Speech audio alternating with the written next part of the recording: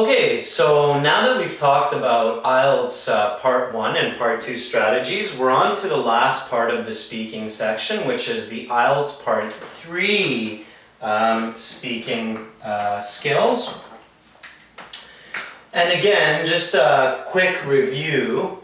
Remember that IELTS Part 3 for the speaking, these are questions which will be connected with the topic of Part 2. So in our example, which is taken from www.aehelp.com, Part 2 is talking about role models. So the Part 3 questions are continuing with the idea of role models and people who we look up to or who we respect.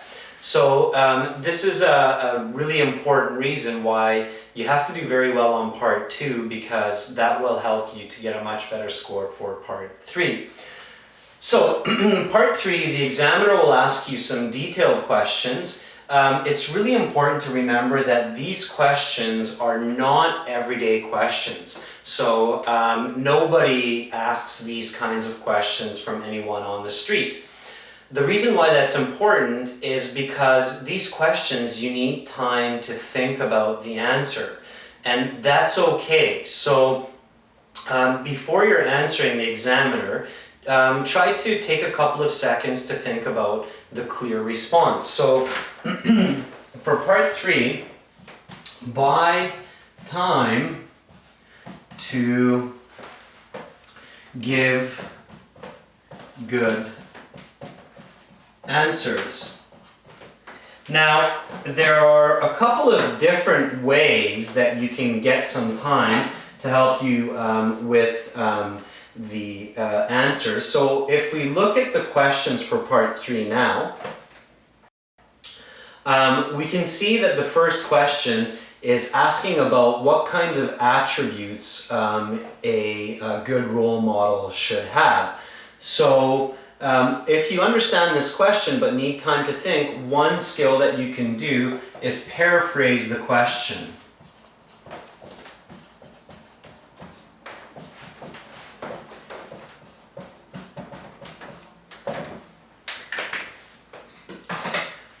For example, you can say something like, so, just to be clear,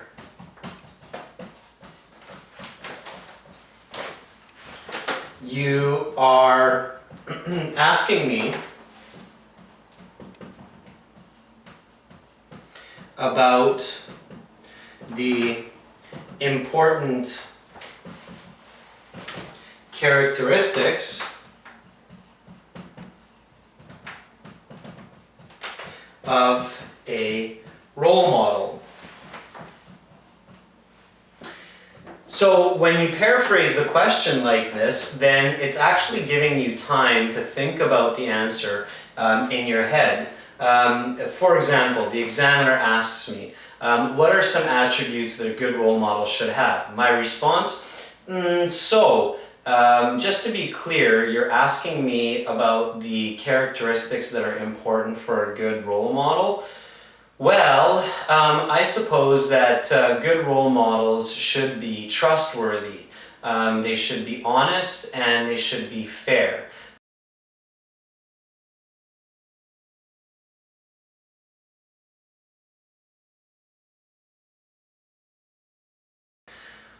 Alright, so when you paraphrase like this, you're actually buying yourself about 10 or 15 seconds to think about a good answer, and it helps your brain to think.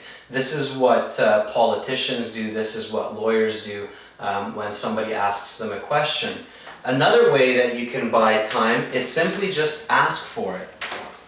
And this is natural, so it's okay to do this.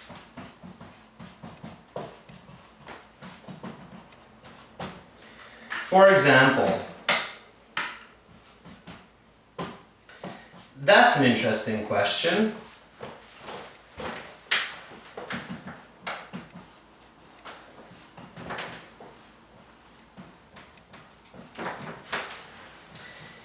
Can I think about it for a second?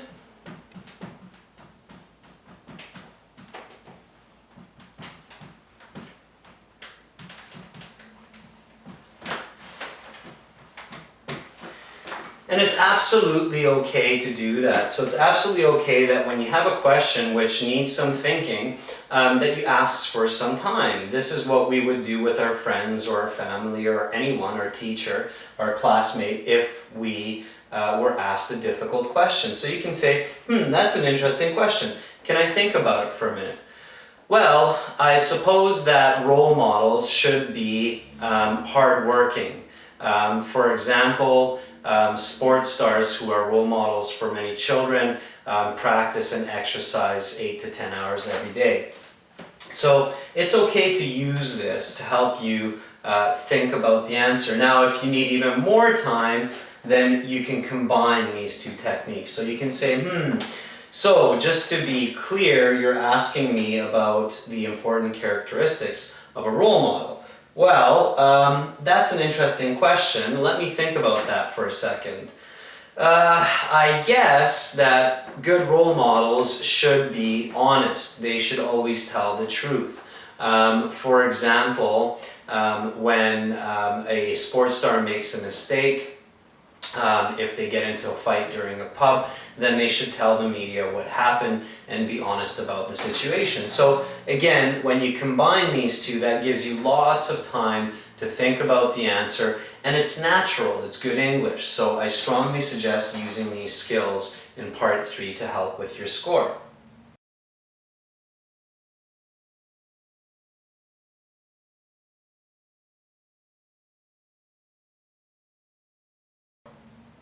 All right, let's listen to part 3 and see how this student uses these skills to help answer some of the questions. Okay, stop. That is the end of part 2. I will now ask you some specific questions related to the topic of part 2. We will now begin part 3. What attributes should a role model have? That is an interesting question. Can you give me a moment? Certainly. I believe the qualities a role model should possess are honesty, integrity, and kindness. Young people learn from role models, and these are the most important attributes a role model should be teaching children, because these traits help children become good people. Why are role models important in a person's life? Role models are important because they act as life teachers. Let me explain. For academics, we have school teachers. For sports, we have coaches. For life in general, we have role models. They are the instructors of important life skills such as honesty and integrity. Have you been a role model to anyone in the past? Yes, I have been a role model to my younger brother. He is 7 years younger than me, so I've experienced many events which he comes across, and I try to teach him these lessons. What responsibilities does a role model have? The main responsibility a role model has, in my opinion, is to live in a positive way, which reflects their beliefs. For example, a role model who teaches honesty and kindness must be honest and kind in their everyday life. It is not enough for a role model to say things, he must do them as well. Can having role models be a bad thing? Why or why not? That is a very interesting question. I may need a second. Well, I suppose having role models could be a bad thing if those role models did not live as they taught.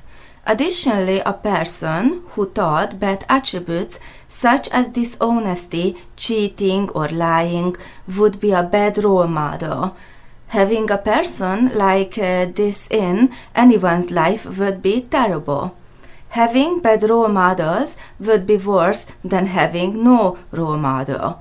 However, having a good role model is the best case. Okay, that is the end of part 3, and that is the end of the IELTS test. Thank you very much for coming. Thank you.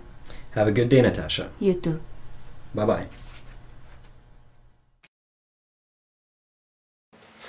All right, now that you know some ways to buy some time, of course use some natural fillers like what I'm doing using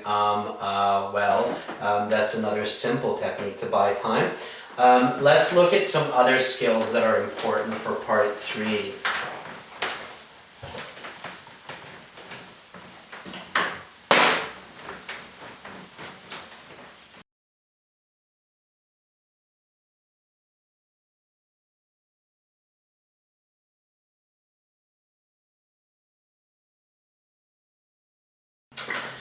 A very important step for part 3 is make sure to reflect the grammar.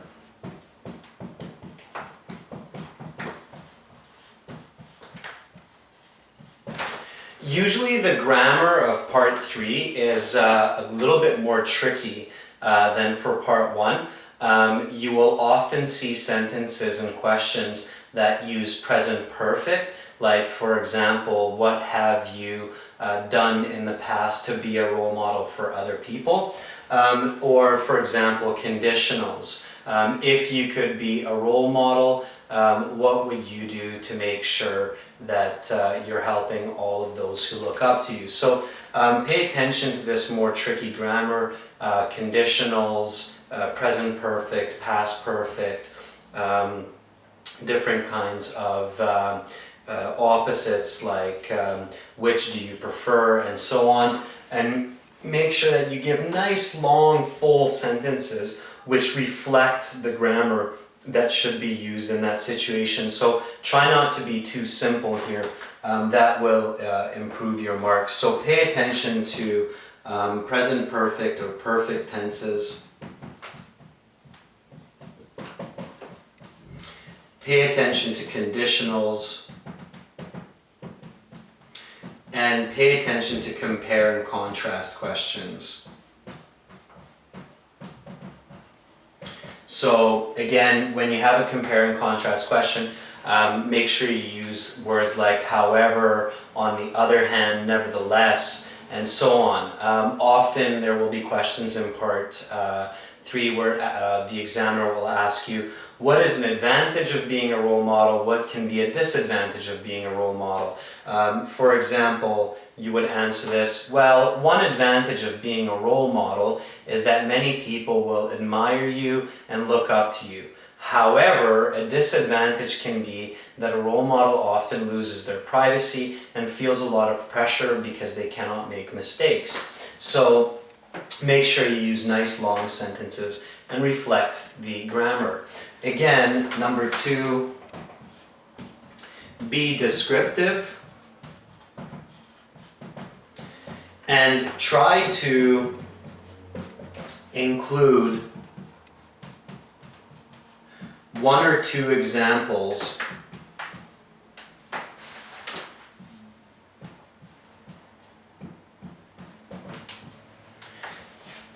to support your ideas or your answers.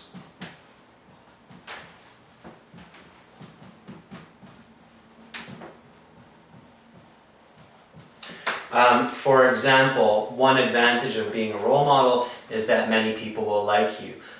Famous singers such as Michael Jackson receive a lot of letters from their fans saying how they like them and how they love their music or love what they do. So include these specific examples in your answers to be visual and to help support what you're saying. So if you do all of these, then you will for sure get a much higher mark. Again, practicing this at home is very, very important.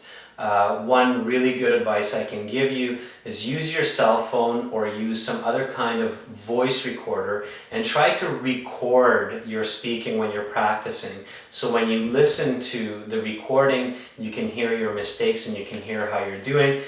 Most cell phones these days have a voice recorder on them. So for practice,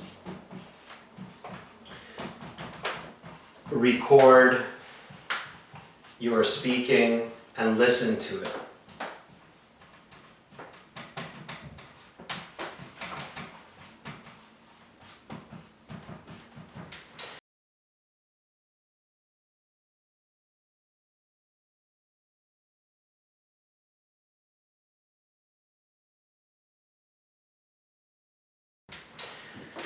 All right, so that's some skills and some strategies for part 3. For a lot more techniques and how to improve for speaking, again, visit us at www.aehelp.com and join the full IELTS course, or download the practice tests with lots of explanations and answer keys. Now we will do a video which will be a specific IELTS speaking interview, just so you have a very clear idea of how this works during the real IELTS exam.